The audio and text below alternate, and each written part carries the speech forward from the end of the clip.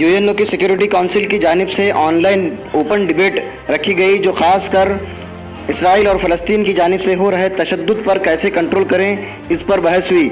इस पर इंडिया के एम्बेसडर टी.एस. त्रिमूर्ति ने कहा कि इसराइल की जानिब से जो फ़लस्तीन पर जुल्म हो रहा है और लगातार इसराइल फ़लस्तीन को टारगेट कर रहा है, इसको इससे बाज आना चाहिए।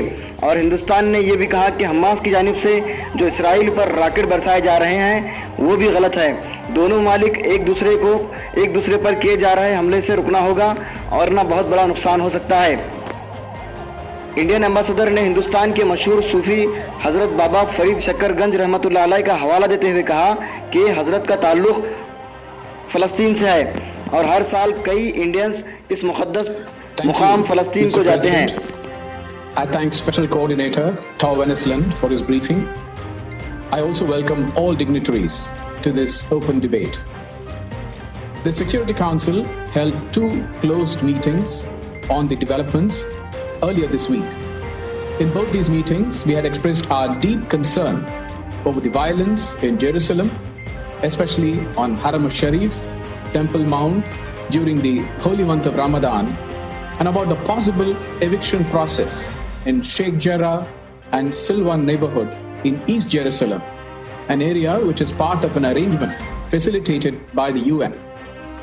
We had also expressed our apprehension of the spread of violence to other parts of West Bank and Gaza. Today's open debate has been necessitated by the continuing violence which began in East Jerusalem a week back and is now threatening to spiral out of control. The events of the last several days have resulted in a sharp deterioration of the security situation. The indiscriminate rocket firings from Gaza, targeting the civilian population in Israel, which we condemn, and the retaliatory strikes into Gaza have caused immense suffering and resulted in deaths, including women and children. India has also lost one of her nationals living in Israel in this rocket fire, a caregiver in Ashkelon. We deeply mourn her demise, along with all other civilians who have lost their lives in the current cycle of violence. We reiterate our strong condemnation of all acts of violence, provocation, incitement, and destruction. Immediate de-escalation is the need of the hour, so as to arrest any further slide towards the brink. We urge both sides to show extreme restraint, desist from actions that exacerbate tensions, and refrain from attempts to unilaterally change the existing status quo, including in East Jerusalem and its neighborhood. Jerusalem has a special place in the hearts of millions of Indians who visit the city every year. It also houses the Al-Zawiya Al-Hindiya, the Indian hospice, which is a historic place associated with the great Indian Sufi saint Baba Farid and located inside the old city. India has restored this Indian hospice.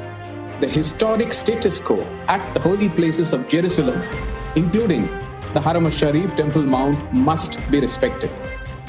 We support the diplomatic efforts of the Quartet and other members of the international community, the countries in the region in particular, to calm the situation and put an end to the ongoing violence and seek to achieve durable peace. These incidents have once again underscored the need for immediate resumption of dialogue between Israel and Palestinian authorities. The absence of direct and meaningful negotiations between the parties is widening the trust deficit between the parties. This will only increase the chances for similar escalation in the future.